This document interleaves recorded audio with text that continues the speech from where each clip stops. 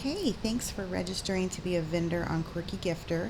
I'm going to do a quick walkthrough of how to get started setting up your shop and your products. So here we are on the home page. You go ahead and go up to the side menu and go to Vendor Dashboard. This is where you're going to sign in using the password and email address that you used when you registered. And this will take you into your vendor dashboard. So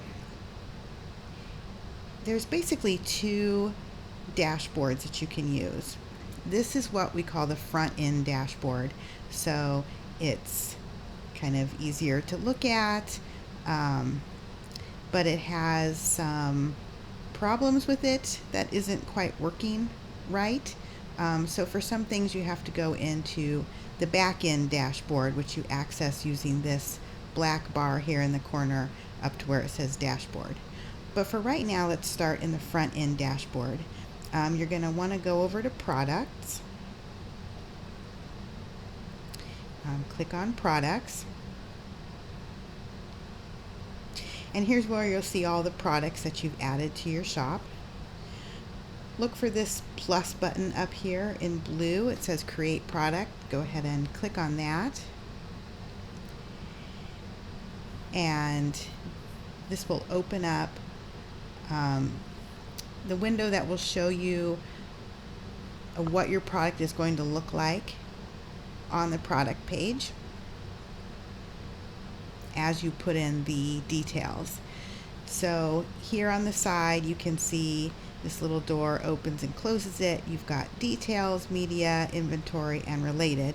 And here in the middle you can see this is what your product page will look like. You've got the name of your product, product picture. Underneath the product picture is where the description of it will go. And up here on top you can add a little short description if you want. And then down here in this space is where you'll see any related products that you want people to see from your shop. So if you go ahead and add details, then you can see product name. I'm going to create a product called a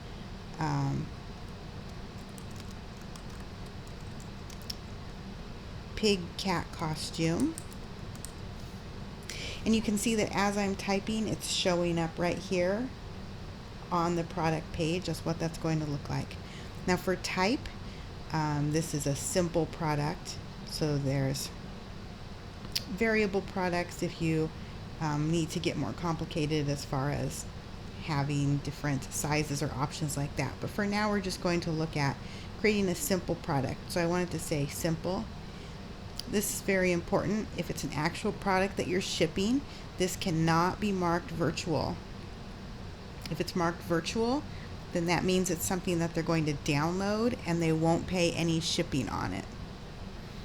So make sure that's not marked virtual, and then go ahead and put in the price. This is going to be $20, and it's going to be on sale for $15. So now if you look at the product page, you can see that the pig cat costume is $15 and it's on sale.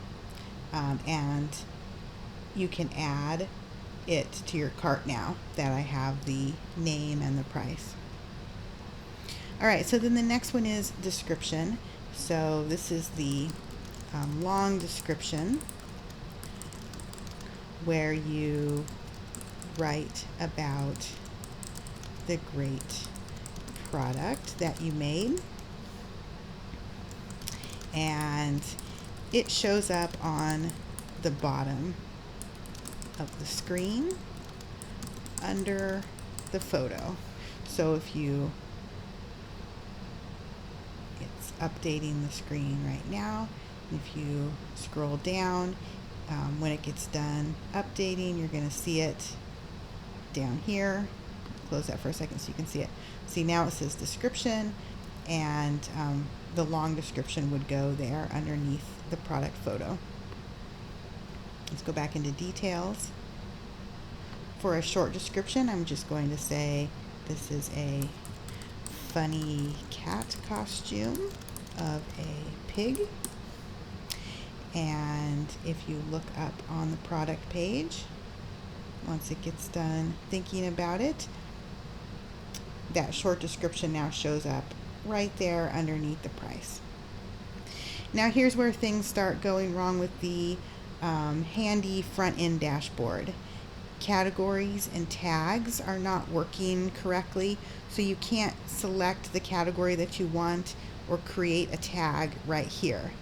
And it's fine if you want to just leave those blank, because I'll go into products that don't have categories or tags and add them. So if you want to just leave those blank and stay in the front end dashboard, you totally can do that.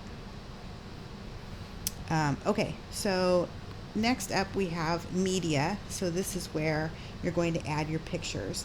Now adding pictures can be a little slow to add. The biggest thing with pictures, I'm just going to drag one in right here. The biggest thing with pictures is that if the photo is below 1,000 pixels, you're going to have better luck getting it to load fairly quickly. This photo was 800 pixels, and it's a nice decent photo for the site, but it was able to load. A lot of pictures are just automatically like 4,000 pixels or 5,000 pixels, and that's going to be way too big. So you're just going to want to downsize those to be smaller. And there's some easy, free online sites that you can go to that you can just drop all your photos in and resize them all at the same time if you need to. Okay, so now you've got your photo. You can see it on your product page. It's basically all there ready for somebody to purchase. So the only other things that you can look at here is if you go into inventory, you don't need to add a SKU number unless you have SKU numbers that you want to use. But click Enable Stock Management. Because once you do that, it means you can put in how many of an item you have. So most people on the site only have one of an item, but there are people that have multiples of a similar item. So go ahead and put in how many you have, and you can see that shows up here as one in stock. And it'll ask you whether you want to allow back orders of it, which some people might like to do if they're creating it and it's just going to take a little bit more time making it. And then you're going to want to go down to stock status and mark it in stock so it knows you have one. Now what this does is when your product sells, it'll lower the stock quantity by 1, and if you only have one, it'll lower it to 0 and it'll say out of stock. But the product will still stay on the site. It'll be out of stock and nobody can buy it, but there are benefits to still having your product up in your shop. The biggest one is SEO for your shop. If the product has been advertised a lot or posted a lot about on social media and people are linking to it and then they're finding other things that you sell, if you're not using the stock management system, the product will just go, you'll just end up deleting it when the product sells. But this way it'll just drop down to 0 and say that it's not in stock, but people will still be able to find you and the other things that you make. So the next category down is shipping. You don't have to do anything with this. Shipping is a standard cost for everybody unless you go through a system in the back end dashboard to specify what you want your product to cost for shipping. all customers will pay $3.50 in shipping for each product, and you'll get that $3.50.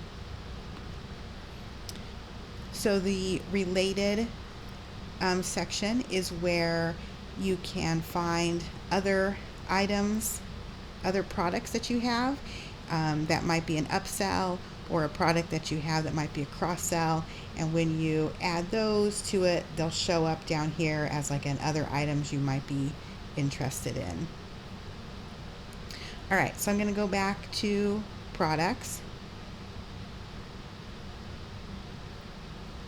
And we're going to take a quick look at the back-end dashboard. You can see now that the product that we made is showing up right here.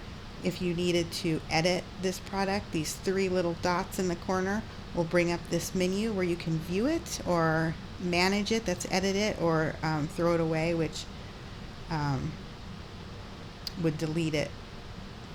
So if you go up here to this black bar and then don't use anything else in the black bar, but go to dashboard. This is going to take you into the back end dashboard where you can do a lot of different things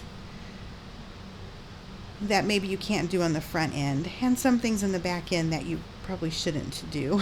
But if you go to products, now you'll see the product that you just made. So I'm going to find the pig cat costume. You'll see this is a whole list of your products. I'm going to click on that. And all of the information that you've put in will show up here on this back end screen. So the back end doesn't allow you to see what's happening when you put it in. It's just all kind of right here, which makes it look a little more complicated or a little more confusing, but it does give you a little more flexibility to do some different things. So you'll see your titles on top. This is the long description that goes underneath the photo. You don't need to do anything with the SEO tab, I mean, unless you want to. I try to go in and do SEO on different products. Here's where you have your price and the kind of product it is, the short description. But it's over here on the right hand side where you have some things that are easier to do on the back end. Primarily, here's your categories. So you can see your main categories and your subcategories are all right here. So for this one, I'm going to call it a gift to wear.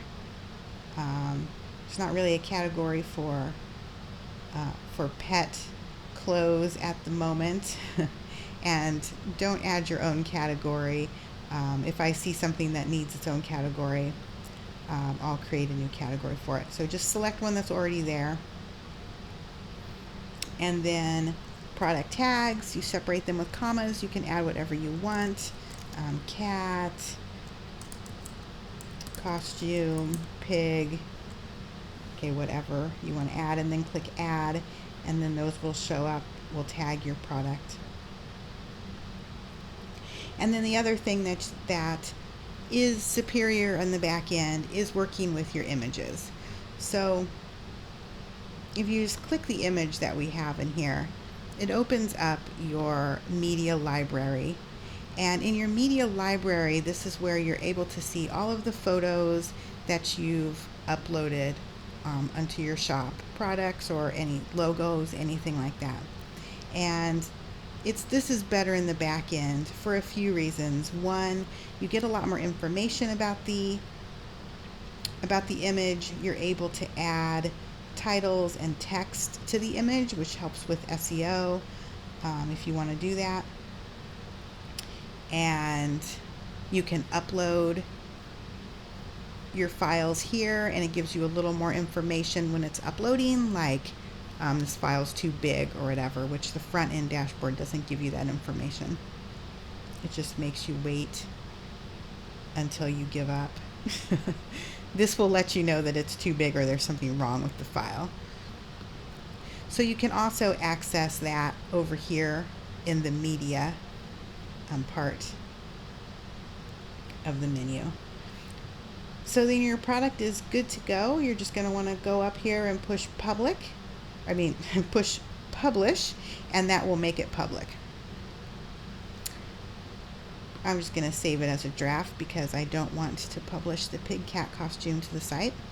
I'm saving it as a draft, and I'm going to go into the media library real quick just to show you this screen here. Again, it's where you have all of your photos, and it also allows you to edit images in the media library. So a little cropping, a little rotating, a little flipping, nothing too elaborate. Okay, so I'm going to go back out of the back end, back into the store. So I'm going to the vendor dashboard.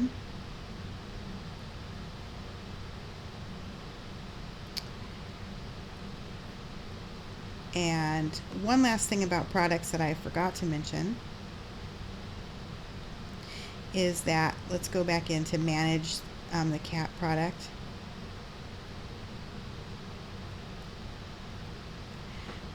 Is that once you have your product done, you're going to want to come up here to the green button that says publish, and that will make it go onto the site. So that's all the information you need to start putting products up.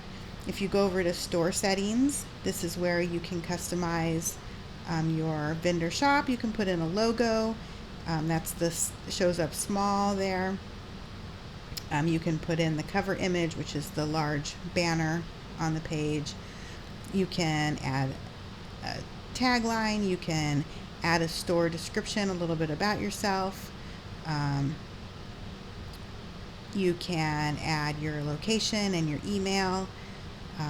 I recommend adding your Facebook, your Twitter, your Instagram, your Pinterest, your website, because all of that is going to help.